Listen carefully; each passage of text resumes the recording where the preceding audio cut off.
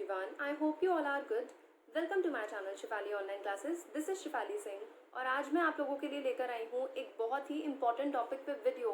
Thumbnail में आपने देखा होगा मेरे tried and tested MCQ hacks लेकर आई हूँ मैं आपके लिए कि एमसीक्यू सॉल्व करते हुए आपके माइंड में वो कौन सी टिप्स होनी चाहिए जिसको अगर आप माइंड में रखते हैं तो आपकी कभी भी कोई भी गलती नहीं होगी. ओके सो ये मेरे ट्राइड एंड टेस्टेड मेथड्स हैं. सबसे पहले हम थोड़ा सा डिस्कस कर लेते हैं कि एमसीक्यूज़ बेसिकली होते क्या हैं. सो एमसीक्यूज़ आप जानते हैं कि मोस्ट ऑफ द सबसे पहले तो एंट्रेंस एग्जाम्स में ही यूज़ होते थे. जितने भी आप एंट्रेंस एग्ज़ाम देते थे, जो भी आपने एंट्रेंस एग्ज़ाम देने होते थे उसमें एमसीक्यूज़ के क्वेश्चंस आते थे. उसमें नेगेटिव मार्किंग भी होती है. कुछ एंट्रेंस एग्ज़ाम में नेगेटिव मार्किंग नहीं होती है और कुछ में होती है. मैं आपसे दोनों चीज़ों के बारे में बात करूँगी. लेकिन जो सबसे इम्पॉर्टेंट चीज़ है कि मैं ये टॉपिक लेके आई हूँ वो स्पेशली इसलिए क्योंकि अब एमसीक्यू सिर्फ और सिर्फ एंट्रेंस एग्ज़ाम तक नहीं रह गए हैं. अब एमसीक्यू स्कूल के बच्चे भी, जो स्कूल के स्टूडेंट्स होते हैं, उनके एग्ज़ाम्स भी एमसीक्यू पोर्शन में हो रहे हैं क्योंकि अब ऑनलाइन एग्ज़ाम्स कंडक्ट हो रहे हैं. सो उन्हें कुछ टिप्स नहीं पता.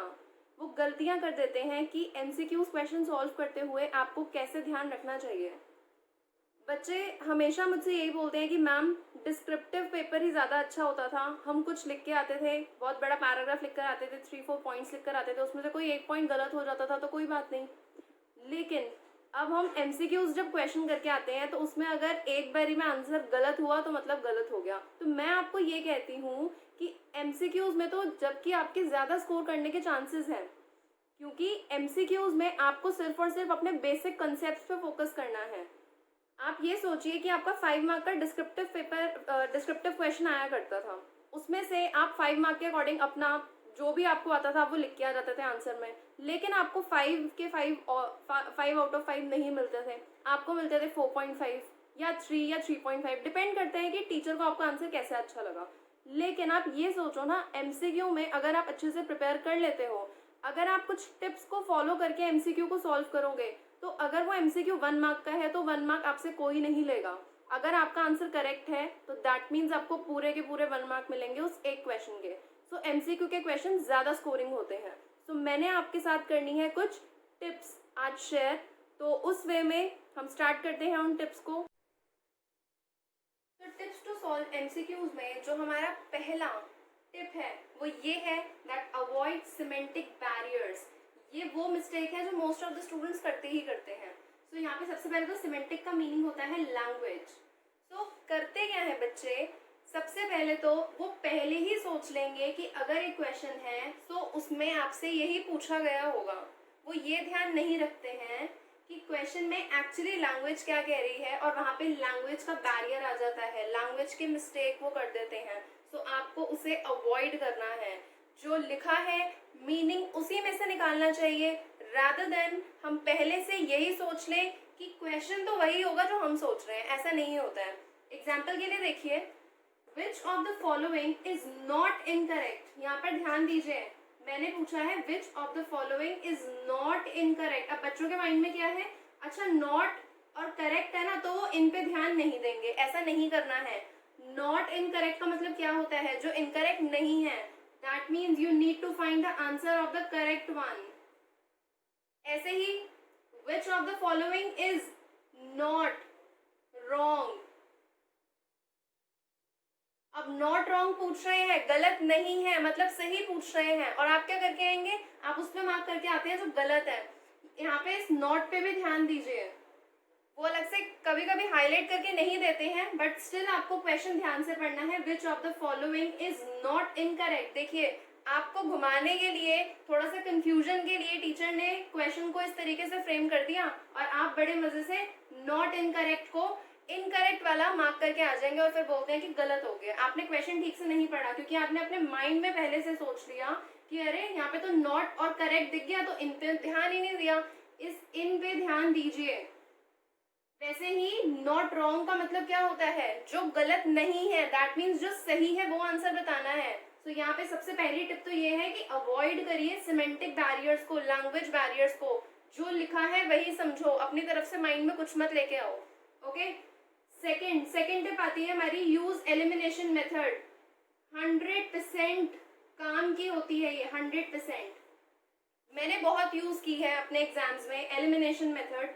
अब यहाँ पे होता क्या है, आपको क्या करना है, कभी कभी हमें करेक्ट आंसर नहीं मिल रहा होता क्वेश्चन का, ठीक है, तो आप करेक्ट की जगह इनकरेक्ट आंसर ढूंढो और उसे वहां से एलिमिनेट करना शुरू करो। एट द एंड आपको करेक्ट आंसर मिल जाएगा। देखिए यहाँ पे मैंने एग्जाम्पल लिया है, which of the following are the characteristics of yoga. ध्यान रखिए क्या पूछ रहे हैं कि योगा के कैरेक्टरिस्टिक क्या होंगे। अब सोच लो कि ठीक है आपको नहीं आ रहा।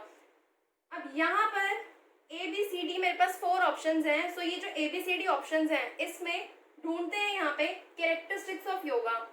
सो इंक्रीजेस टेंशन, क्या टेंशन इंक्रीज होती है योगा करने से? नो। सो ये तो नहीं हो सकता। तो एक एलिमिनेट हो गया, मतलब आपका काम अब थोड़ा आसान हो रहा है। अब 3 ऑप्शन में से कोई एक ठीक होगा। डिक्रीजेस फ्लेक्सिबिलिटी, ये भी इनकरेक्ट है, योगा से तो इंक्रीज होती है फ्लेक्सिबिलिटी।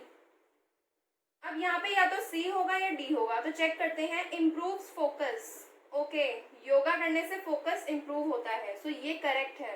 और एक बार फोर्थ पे भी ध्यान दीजिए, क्या लिखा है? ब्रिंग सैडनेस, योगा करने से सैडनेस आती है, तो ये भी पूरी तरीके से गलत। तो ये था मेरा एलिमिनेशन मेथड, जिसमें मैंने ये नहीं देखा कि करेक्ट कौन सा था, मैंने सबसे पहले एलिमिनेट करना शुरू किया रॉन्ग आंसर्स को। ए वाला रॉन्ग था, बी भी रॉन्ग था एंड डी भी रॉन्ग था। सो करेक्ट वाला था मेरा C option. Okay, next step आती है re read the question for better understanding. कभी कभी आपको क्वेश्चन नहीं समझ आ रहा होता, तो आप वहाँ पे बहुत ज़्यादा टेंशन ले लेते हैं कि अरे क्वेश्चन क्यों नहीं समझ आ रहा है, कैसे सॉल्व करूंगा, ये वो एंड ऑल। उस टाइम पे आपको री रीड करना है क्वेश्चन को। क्वेश्चन को एटलीस्ट 2 to 3 टाइम्स रीड करो। 2 to 3 टाइम्स रीड करने में जैसे जैसे आप पहली बार जब रीड करोगे ऑब्वियसली आपको पता चलेगा क्वेश्चन है क्या। जब दूसरी बार रीड करोगे तो आप थोड़ा सा क्वेश्चन को सॉल्व कर सकते हो उस केस में, और तीसरी बार रीड करने पे होपफुली आपका आंसर आ जाता है। तो ये भी ट्राइड एंड टेस्टेड मेथड है मेरा। जब मुझे क्वेश्चन नहीं आता था कोई भी, तो मैं उस केस में उसे री रीड करती थी ताकि बेटर अंडरस्टैंडिंग हो। जब बेटर अंडरस्टैंडिंग होती है क्वेश्चन की कि क्वेश्चन में पूछ क्या रहे हैं, सो आंसर जल्दी निकल कर आता है उस केस में। Then break the question into 2 to 3 parts. तो ये भी इसका ही है, जब आप क्वेश्चन को री रीड करते हो तो ऑब्वियसली आप साथ में क्वेश्चन को ब्रेक कर दो 2 से 3 पार्ट्स में, और उसके बाद उसे एनालाइज करिए कि क्वेश्चन में पूछ क्या रहे हैं। जैसे सपोज ये पूरा क्वेश्चन है, इसे आप 3 पार्ट्स में डिवाइड कर दो। आपको पहले पार्ट में कुछ इंट्रोडक्शन पता चलेगी, नेक्स्ट पार्ट में कुछ और पता चलेगा, लास्ट पार्ट में आपको पता चलेगा कि पूछ क्या रहे हैं क्वेश्चन में। सो उस केस में अगर आप ध्यान से देखोगे, आप एनालाइज कर पाओगे, सो इजीली आप ये देख सकते हो that what has been asked in the question, और हमें अपना जो आंसर होता है वो करेक्ट मिल जाता है। तो ये थे मेरे 3 टिप्स। नेक्स्ट टिप की अगर हम बात करें तो यहाँ पे हमारी 4th टिप है when to select all of the above. So all of the above आपने अपने क्वेश्चंस के ऑप्शंस में जरूर देखा होगा, एंड में लिखा होता है ऑल ऑफ द अबव। जब कभी कभी बच्चों को नहीं पता होता वो तब भी ऑल ऑफ द अबव पे टिक करके आ जाते हैं। तो यहाँ पे एक टेक्निक होती है कि कब आपको all of the above select करना है।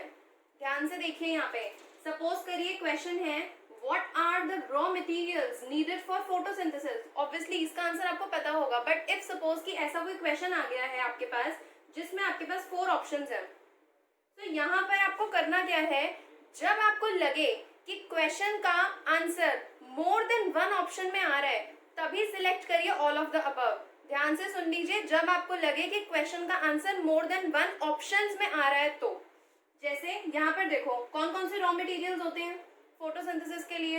Air yes, water yes. तो यहाँ पर आप जब श्योर हो कि आपको एयर और वाटर दोनों ऑप्शंस यहाँ पे क्लिक हो सकते हैं, then in that case check करो क्या थर्ड वाला भी है। यस, थर्ड वाला भी है। Then in that case all of the above will be the answer. क्योंकि अगर आपको ये पता है, कभी कभी क्या होता है आपको श्योर होते हो आपकी फर्स्ट आंसर करेक्ट होगा, फर्स्ट ऑप्शन करेक्ट है, सेकंड ऑप्शन करेक्ट है, आप थर्ड के लिए थोड़ा अनश्योर होते हो क्या होगा हमें नहीं पता। अब उस केस में अगर आपको पूरी तरीके से श्योरिटी है कि फर्स्ट भी होना चाहिए और सेकंड भी होना चाहिए, और आपको सी पार्ट का कुछ नहीं पता, तो यहाँ पे ऑल ऑफ द अबव अगर आप टिक कर आते हो तो भी करेक्ट हो जाता है आंसर। ऐसा कुछ नहीं होता है, क्योंकि अगर आप श्योर हो कि इन 3 ऑप्शंस में से कोई 2 ऑप्शन पूरे तरीके से आप 100% श्योर हो कि आ ही जाएंगे आंसर में, देन इन दैट केस आप ऑल ऑफ द अबव पे क्लिक करके आ सकते हो. आपको इसके चक्कर में इतना स्ट्रेस लेने की जरूरत नहीं है. ओके, बट उस केस में 2 ऑप्शन करेक्ट होने चाहिए. अब मेरा पॉइंट आता है, अब नेक्स्ट स्टेप मेरी ये है कि when not to choose all of the above. बिल्कुल, तो अभी मैंने ऑल ऑफ द अबव के लिए आपको क्या कहा था कि जब आपको लगे कि आंसर जो होगा वो आपका मोर देन वन ऑप्शन होगा तो आप क्लिक कर दो ऑल ऑफ द अबव पे. लेकिन अगर दिए हुए ऑप्शंस में से कोई एक ऑप्शन आंसर में नहीं है, ठीक है, जैसे अगर मैंने आपको कहा था कि ऑप्शन सी भी होगा, लेकिन अब आपको क्या लगता है, जैसे सपोज करो यहाँ पे एयर भी है, वाटर भी है, अब यहाँ पे सनलाइट की जगह ना एनिमल लिख दिया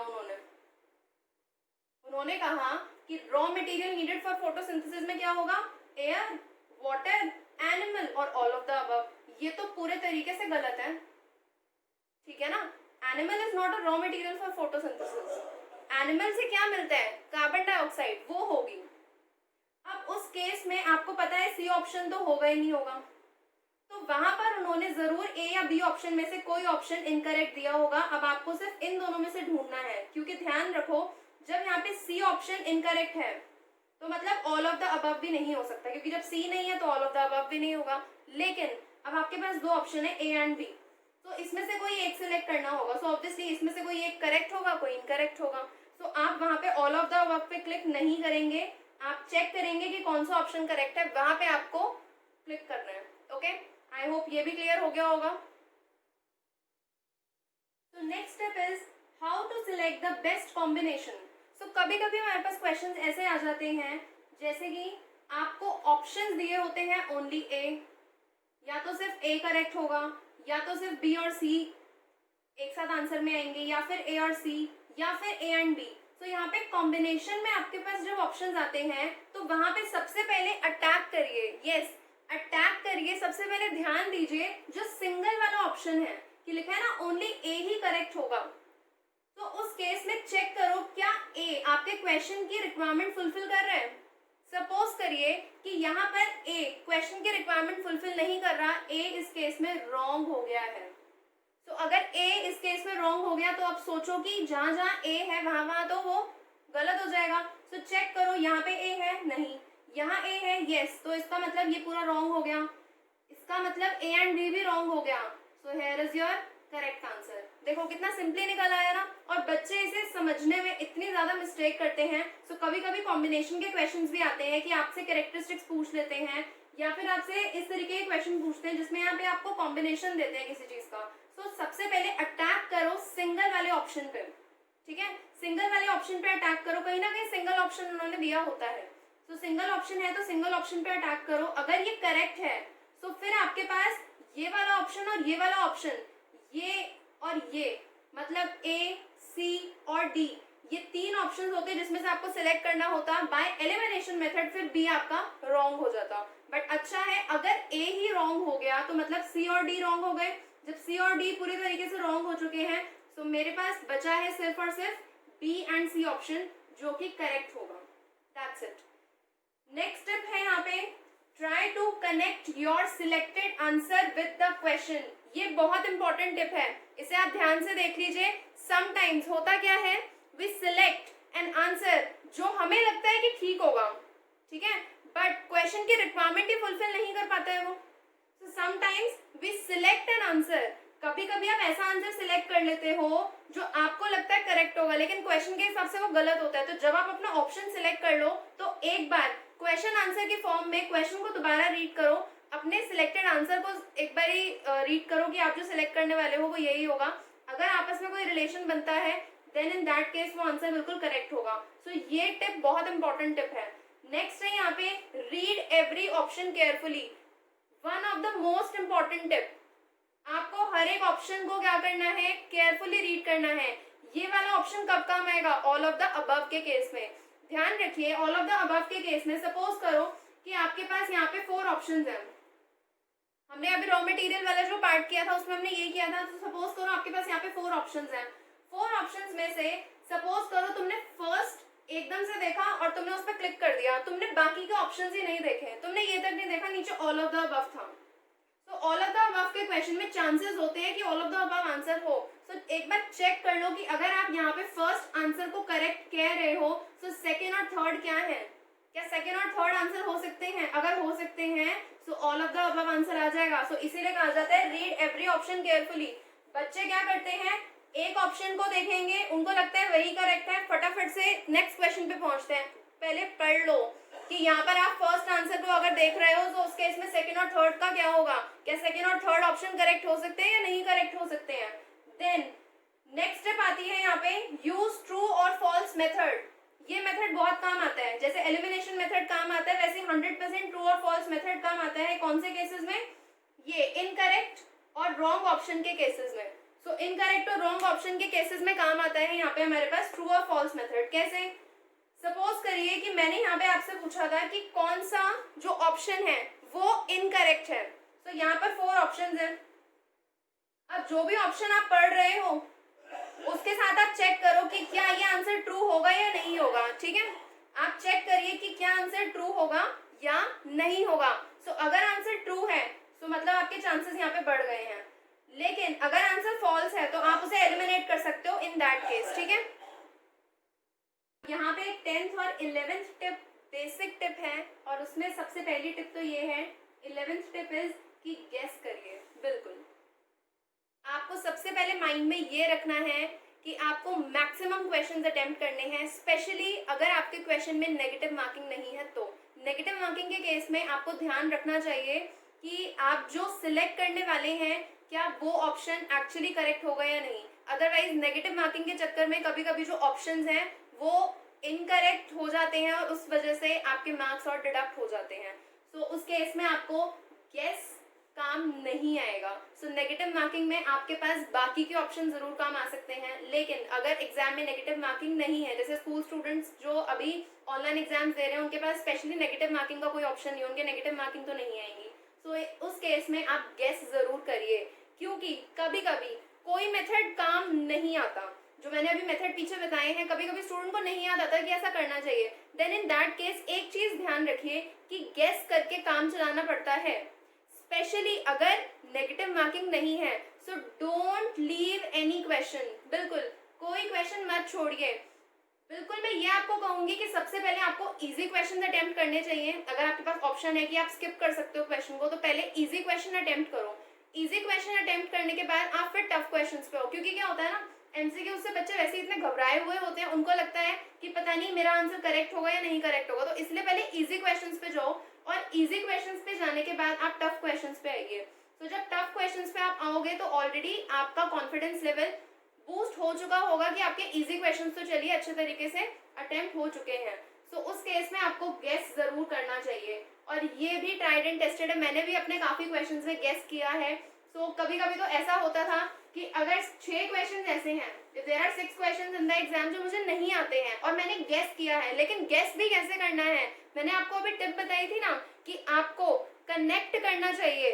try to connect your selected answer with the question. तो गेस करो, लेकिन एक एजुकेटेड गेस करो कि आपने गेस कर लिया, ठीक है, फर्स्ट सेकंड थर्ड फोर्थ में से मैं चेक करती थी मैंने इन 4 ऑप्शंस में से कौन सा ऑप्शन है जो सबसे ज्यादा बारी पढ़ा है। जहां पर भी मैंने वो ऑप्शन पढ़ा है मैं चेक करना चाहती हूँ कि क्या वो मेरे क्वेश्चन से रिलेट कर रहा है। अगर वो क्वेश्चन से रिलेट करता था तो मैं उसे क्लिक कर देती थी। और मोस्ट ऑफ द केसेस में ये होता है कि गेस करने के टाइम पे जो फर्स्ट ऑप्शन आप सिलेक्ट करते हो ना, वो ऑप्शन करेक्ट होता है।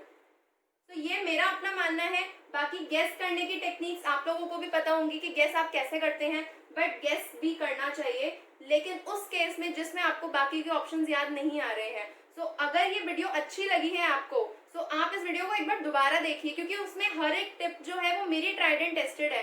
ऐसा नहीं है कि किसी से सुना सुनाया मैं आपको बता रही हूँ, नो, मैंने खुद ये चीजें एग्जाम में प्रैक्टिस की हैं, खुद ये चीजें मैंने की हैं। सो उस केस में मैं आपको बता रही हूँ कि यहाँ पर एमसीक्यूज की ये टिप्स बिल्कुल काम आती हैं।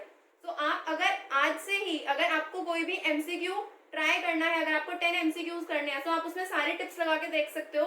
कहीं ना कहीं प्रैक्टिस करते हुए आपके वो टिप्स जरूर काम आएंगी। ओके, और लास्ट जो मेरी टिप है वो है डोंट टेक स्ट्रेस। सबसे बड़ी मुसीबत जो देता है आपको वो है स्ट्रेस। तो स्ट्रेस में मत रहना कभी भी जब भी एमसीक्यू एग्जाम है कि हाय कल तो मेरा ऑनलाइन एग्जाम है, कल तो मेरा एमसीक्यू एग्जाम है, तो अब पता नहीं क्या होगा। कुछ नहीं होगा, सिर्फ फोकस करिए, क्योंकि MCQ needs to important things, जिसमें से पहली होती है फोकस और दूसरा होता है प्रेजेंस ऑफ माइंड। तो अपने माइंड की प्रेजेंस रखिए, और उसके लिए इन दोनों चीजों के लिए मैंने आपको एंजाइटी पे वीडियो दी थी कि एंजाइटी रिड्यूस करने की 9 स्ट्रैटेजीज क्या है। सो उसका लिंक मैं डिस्क्रिप्शन बॉक्स में दे रही हूँ, आप जरूर उन्हें जाके देखिएगा। ये काम आएंगे, बिल्कुल काम आएंगे, मैं कह रही हूँ ये बिल्कुल काम आएंगे। तो ये थी मेरी टिप्स। अगर आपको वीडियो अच्छी लगी होगी तो आप आज लाइक करे बिना नहीं जाएंगे। अगर आप मेरे चैनल पर न्यू हैं तो आप सब्सक्राइब करे बिना नहीं जाएंगे, और साथ में आप बेल बटन को भी प्रेस करेंगे ना, क्योंकि बेल बटन को प्रेस करना जरूरी है। इस तरीके की informative videos, educated videos, educational से रिलेटेड वीडियोस मैं आपके सामने लेके आती हूँ, है ना। तो सब्सक्राइब आप जरूर करेंगे, लाइक जरूर करेंगे, और अपने फ्रेंड्स के साथ इसे क्या करना चाहिए, शेयर। तो आप इसे शेयर भी जरूर करेंगे, है ना।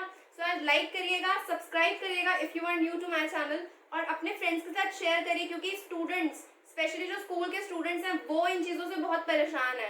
प्लस अगर आप कॉलेज स्टूडेंट हैं तो अपने फ्रेंड्स के साथ ज़रूर शेयर करिए, क्योंकि आगे जाके आपको एंट्रेंस एग्जाम देने हो सकते हैं। आप अगर बैंकिंग के लिए प्रिपेयर कर रहे हैं, किसी भी चीज़ के लिए प्रिपेयर कर रहे हैं, सो आपके लिए वहाँ पे कॉम्पिटिटिव एग्जाम में एमसीक्यूज ही पूछे जाते हैं। सो आप अपने एग्जाम की प्रिपरेशन साथ साथ करते रहिए, बट ये जो टिप्स हैं ये आपके काम जरूर आएंगे, और एक दिन में ये काम नहीं आएंगी। आपको क्या करना चाहिए, आपको इन टिप्स के लिए इनकी प्रैक्टिस करनी चाहिए। सो जब आप प्रैक्टिस करेंगे तो ऑटोमेटिकली आपके काम आएंगी। जब मैं कह रही हूँ कि ट्राइड एंड टेस्टेड हैक्स हैं तो जरूर काम आएंगे, ठीक है। तो मिलते हैं नेक्स्ट वीडियो में एक न्यू कंटेंट के साथ, एक न्यू इन्फॉर्मेशनल वीडियो के साथ। तब तक के लिए stay motivated, stay safe and bye.